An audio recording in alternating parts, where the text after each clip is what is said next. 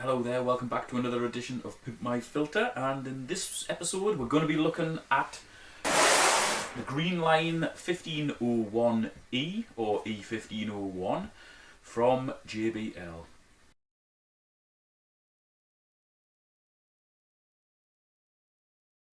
I think the trays are the same size in the 1501 and the 1901, so it should be straightforward.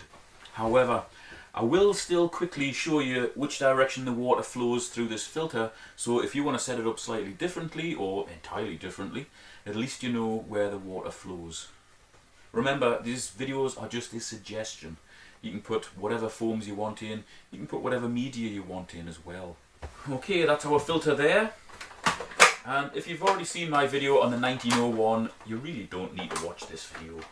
This is just specifically for people who own this filter. So on there we've got our pump head. Okay, I actually thought this was a new filter that was coming, but this has been running, so I'll bring the camera in to let you have a look at how it's currently set up.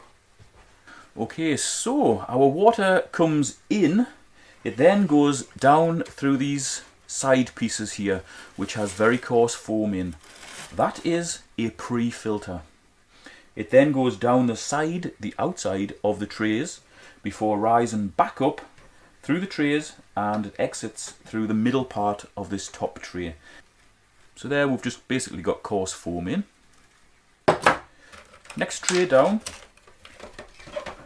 we've actually got quite a good mix of media in there. We've got the sintered glass media, that's the JBL Micromech media. I actually think that's a little bit too dense. It's got an extremely small particle size, and it does clog quite quickly, but that is, well, it's certainly better than ceramic rings, but it's not a perfect one. And this one, a lot of the guys in the US will probably recognize this. This is what you would just basically call lava rock. It's actually called scoria, and it is indeed a lava rock. Unfortunately, a lot of its internal structure is actually sealed, so most of the useful surface area is on the outside of that, which isn't ideal for an aquarium filter. You want something a lot more porous than this. And if you check the video description, there is actually a link to a video I've done where we'll look inside various types of filter media. One of them is the scoria, and you can see just how sealed the inside is. I know there's a lot of folks really swear by this, but you can get a lot better media than this. It's okay, good budget one. If you haven't got much money, by all means use that, but it's not perfect. In fact, I can feel a measurable difference between the weight of that and the weight of that and that. Both those pieces together are much lighter than this piece, so this piece is obviously much more dense. There is a hell of a variability between the different pieces of this, so it's not an ideal one when you're trying to max out a filter. Right, next tray down we've got a medium density pad which has got more of the Micromech on top of it. It's actually pretty clean, that as well. That'll do a job. Yeah, and underneath that we've got another medium density pad with the bumps unfortunately the wrong way up. They should have been bumpy side down. Then in the bottom tray we've got coarse foam. 1, 2. And we've actually got some more of the Micromech in the very bottom of here. And that's actually been used as like primary settlement. So we will reinstate that. Well, not that particular media, but that idea. We will reinstate that idea, but we'll just use a different sort of media. I'm actually going to empty all the trays out apart from this one. I'm going to take that out and leave those in. They're the only two foams that we're keeping from this filter. There you go. That's all the filter media that was in that filter. And really, between the two different types, it's actually a pretty effective sort of setup. It's not bad at all. Okay, so we've got 4 trays in this filter. The first one is mostly a pre-filter. Outside bits there, but this middle bit can be utilised for media and other things. And then we've got 3 trays in the bottom of the filter. The bottom tray is going to be for our mechanical filtration, and that is simply going to be coarse, medium and fine foams. I'll quickly cut them, get them fitted and bring you back. Oh, before I do that, I'm going to pour some e1501 Micro Mech. Not Micro Mech, that's the JBL media. e1501. It's basically a hard ceramic ring. It's very small. And when that goes in the bottom, it's going to diffuse the flow all over the place. So the flow is going to be really spread out in the bottom of there. Without some sort of primary settlement, the water just comes down from the tank and then straight up onto the foams. This settles it down a little bit and just helps to settle out a little bit of the muck before it hits the foams, and that helps to increase our maintenance times. And by that I don't mean it doesn't help to increase how long it actually takes to maintain this thing. It increases the intervals between the maintenance. So instead of going 1 or 2 months, it might go 3 or 4 months, and that makes a hell of a difference. There's maybe half a litre of it in there or something. Hopefully you can see that through the side. We've only got about 3/4 of an inch or an inch to play with at the bottom there. Not much. I really love having square trays or almost square trays. You literally just cut 4 sides, snip the corners off, and that allows your foam to sit in there very nicely. So in our bottom tray, the water is coming up from the bottom of the filter. First of all, it's hitting a coarse pad, bumpy side down for maximum surface area. Then a medium pad, bumpy side down for maximum surface area. Then it's hitting a fine pad to get all of the fine muck. That will enable all of our media above here to stay very clean, and that will enable it to stay effective.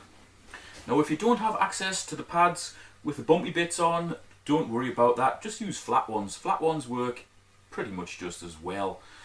The bonus of the bumpy ones is, not only do you have a little bit more, well quite a lot more contact surface area to allow for real heavy muck to build up, but when you have a bumpy pad like that, and you put another bumpy pad on top of it, you end up with loads of gaps between the 2 pads because you've got a flat side and then you've got a bumpy side, and that traps a hell of a lot of muck. The void is actually useful. Right, so that's our bottom tray done. Put that in there. Okay, so we've got 2 trays filled with 1.5 kilos each of BioHome Ultimate. Anybody in the US watching, 1 kilo is equivalent to 2.2 pounds. So here we're using about 3 pounds of media in each tray. So they can go in now.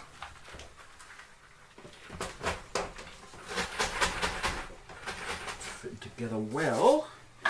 And now we're just left with our pre-filter tray. Remember, water goes down the sides of the trays and then rises back up and exits through the middle of here. So in the middle of here we do have room for more filter media.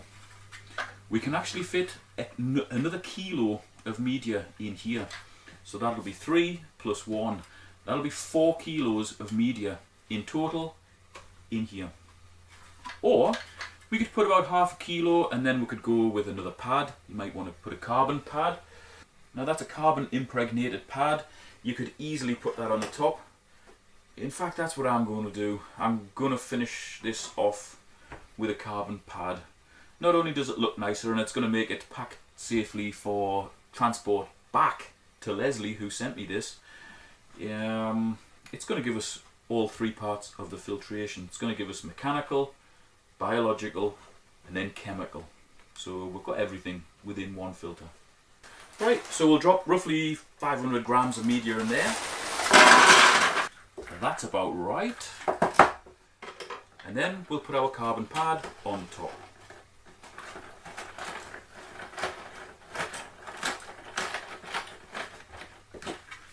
Absolutely beautiful.